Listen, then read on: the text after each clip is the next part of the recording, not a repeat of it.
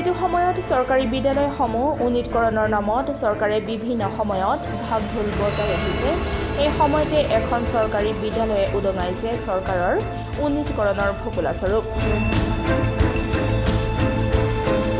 আজি আমি দেখুৱাম এনে এখন চৰকাৰী বিদ্যালয়, যিখন বিদ্যালয় প্ৰাদেশিকৰণ হোৱাৰ পাছতো আজিলৈ চৰকাৰৰ ফালৰ পৰা লাভ নকৰিলে কোনো ধৰণৰ চৰকাৰী সা সুবিধা। এখন কমলপুৰ সমষ্টিৰ জয়কুছি আদৰ্শ জাতীয় বিদ্যালয়। 2013 চনতে প্ৰাদেশিকৰণ হোৱা এই বিদ্যালয়খনে আজিলৈ চৰকাৰৰ ফালৰ পৰা নাপালে কোনো ধৰণৰ চৰকাৰী সা সুবিধা। প্ৰথম শ্ৰেণীৰ পৰা পঞ্চম শ্ৰেণীলৈ মুঠ 40 জন ছাত্ৰ ছাত্ৰী আছে বিদ্যালয়খনত। বিদ্যালয়খনৰ আন্তঃগাঁথনিৰ নাই কোনো সুব্যৱস্থা, যাৰ ফলত একেটা হলতে পঢ়ুৱাব লগা হয় ছাত্ৰ ছাত্ৰীসকলক। এইফালে এজাক বৰষুণতে পুখুৰী সদৃশ হৈ পৰে বিদ্যালয়ৰ চৌহদ, যাৰ ফলত অহা যোৱা কৰাত যথেষ্ট অসুবিধাৰ সন্মুখীন হৈ আহিছে ছাত্ৰ ছাত্ৰীসকলৰ লগতে শিক্ষকসকল। এতিয়া প্ৰশ্ন হয়, ইয়াৰ পাছতো চৰকাৰৰ চকুত পৰিবনে বিদ্যালয়খনৰ দুৰৱস্থাৰ কথা? সময়ত ই আৰু অধিক লক্ষণীয় হৈ পৰিব।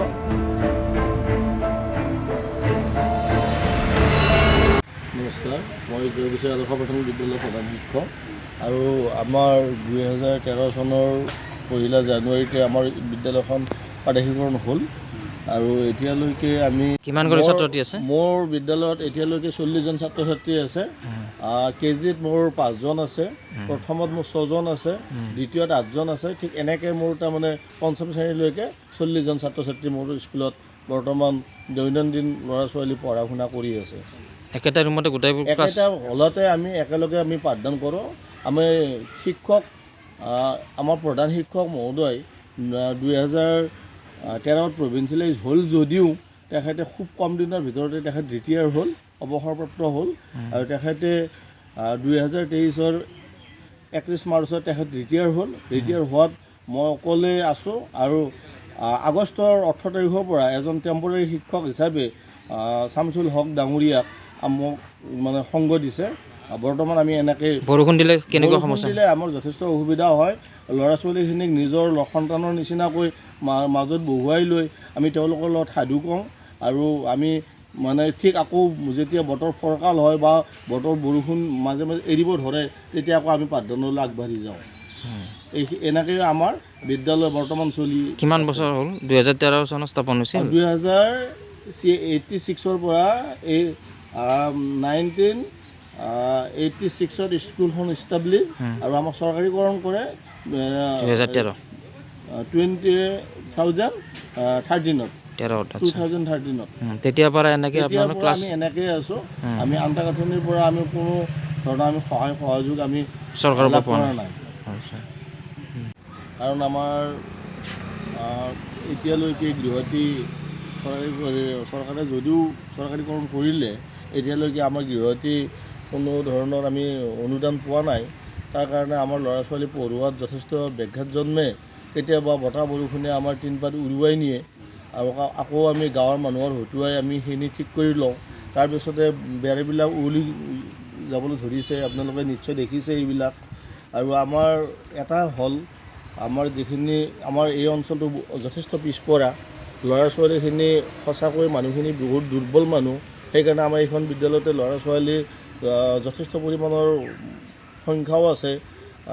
কথা হ'লে আমি বহুতেই অসুবিধাত ভুগি আছোঁ আৰু যদি পাৰে আমি চৰকাৰক আমি আহ্বান জনাওঁ যাতে অতি সোনকালে আমাৰ গৃহতী সম্পূৰ্ণ এটা পকী ঘৰলৈ নিৰ্মাণ কৰি আমাক উৎসাহিত কৰে আৰু আমাকো দুগুণে উৎসাহিত কৰে যে আমি ল'ৰা ছোৱালী পঢ়োৱাত আমি যথেষ্ট আগ্ৰহী হ'ব পাৰিম বুলি আমি আশা কৰোঁ।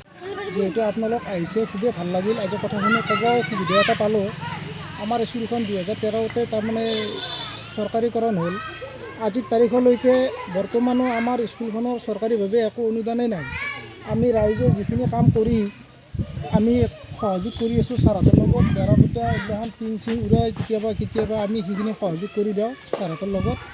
আৰু আমাৰ ফিল্ডখনতো বাৰিষা হ'লে পানী হয়।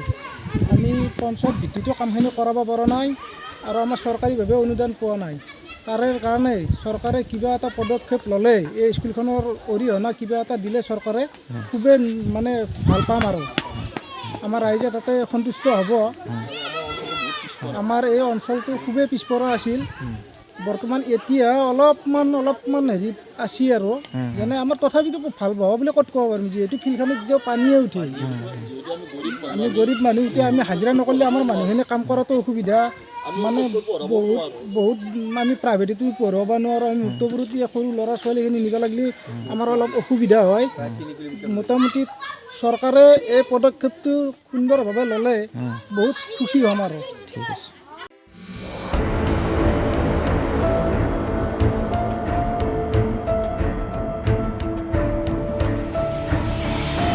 ৰঙিয়াৰ পৰা হেমেন কলিতাৰ ৰিপৰ্ট, ডেমক্ৰেটিক আছাম।